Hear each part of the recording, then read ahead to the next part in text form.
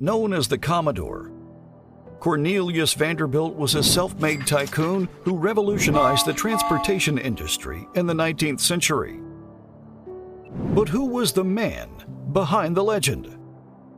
What drove him to amass such immense wealth and power? How did his legacy shape modern business practices, or worse? What are the secrets that lie behind those piercing eyes that dared to challenge the status quo and redefine the meaning of success?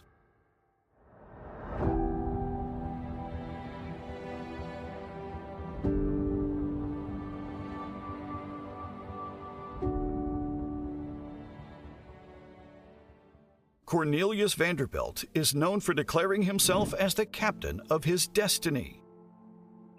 Born on May 27, 1794 in Staten Island, New York, his family was of Dutch descent and lived in modest circumstances, a fact that made his character into business tactics as aggressive.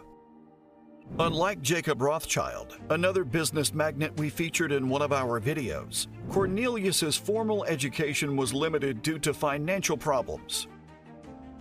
At the age of 11, he left school to work on his father's ferry boats. Being the smart person that he is, he quickly learned the ins and outs of operating a ferry service and showed a remarkable aptitude for doing business. Little did anyone know that these childhood antics would foreshadow the entrepreneurial genius that he was destined to become.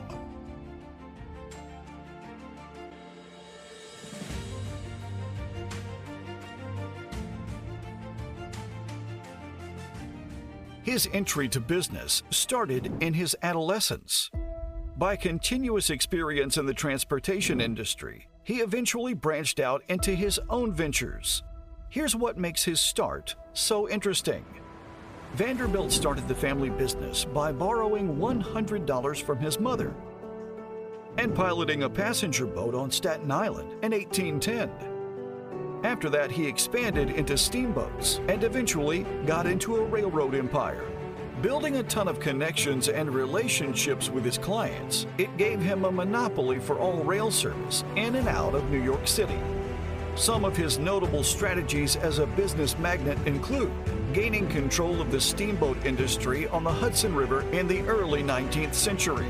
He began investing in railroad companies like the New York Central Railroad, which became one of the most important transportation systems in the country, even today. And he established Vanderbilt University in 1873 in Nashville, Tennessee, with a $1 million endowment. More and more of his transportation and strategic investments developed, which eventually led to his net worth exceeding $100 million before he died. Now imagine having that kind of money between the 1850s and 1880s. According to the inflation calculator, it's like having $2 billion today. In his initial success, Vanderbilt is known for being involved in the steamboat industry, which began with the acquisition of his own vessels, gradually expanding his fleet and routes.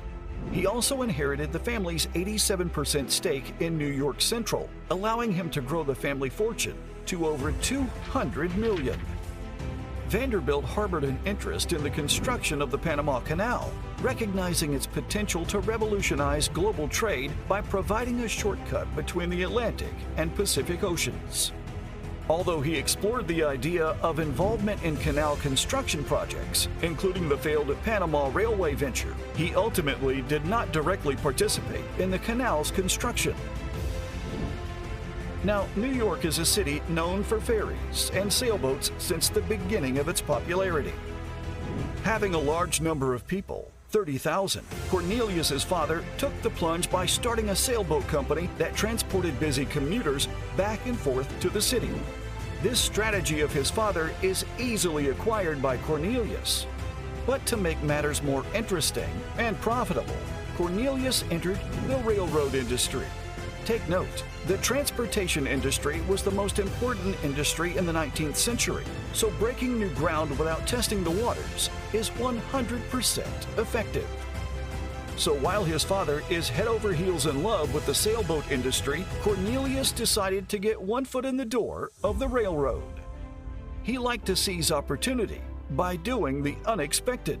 For instance, if the New York shares were dropping fast, he would buy every share in his power to strike while the iron was hot.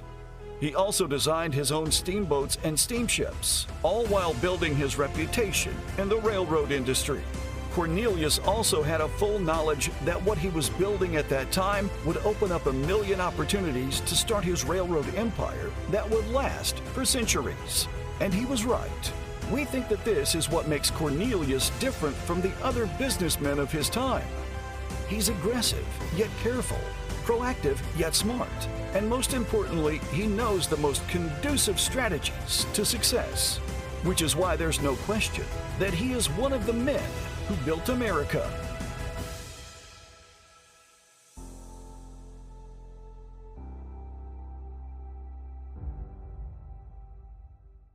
Vanderbilt strategically invested in steamship lines, recognizing their potential for lucrative returns.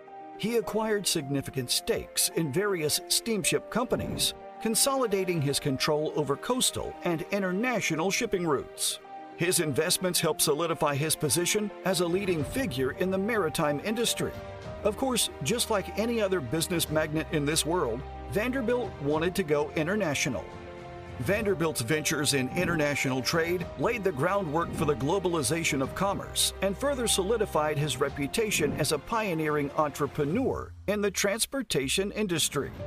No wonder the Hudson River Maritime Museum, which is located in Kingston, New York, and serves as the center for the preservation and promotion of maritime history, showcases all things Vanderbilt. That's how much impact he made, from being a worker for his father to expanding his operations to other waterways. He became a dominant force in inland transportation.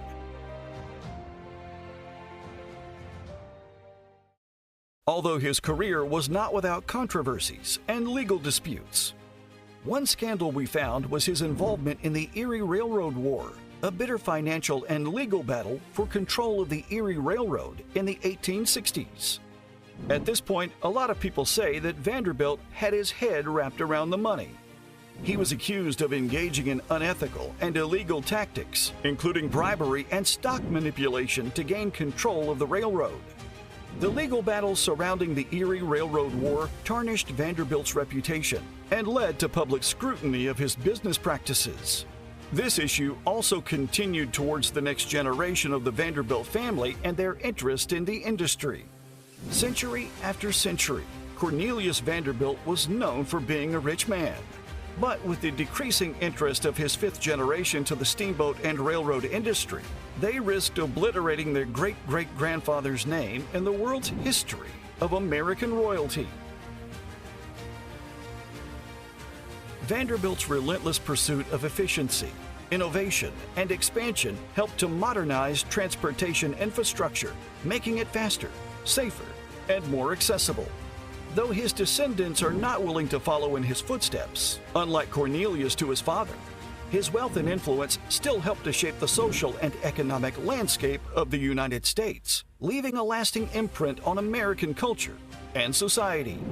Let's also not forget his aggressive business tactics that remade entire industries, laying a foundation for the development of the modern transportation network that forms the backbone of global commerce, even today.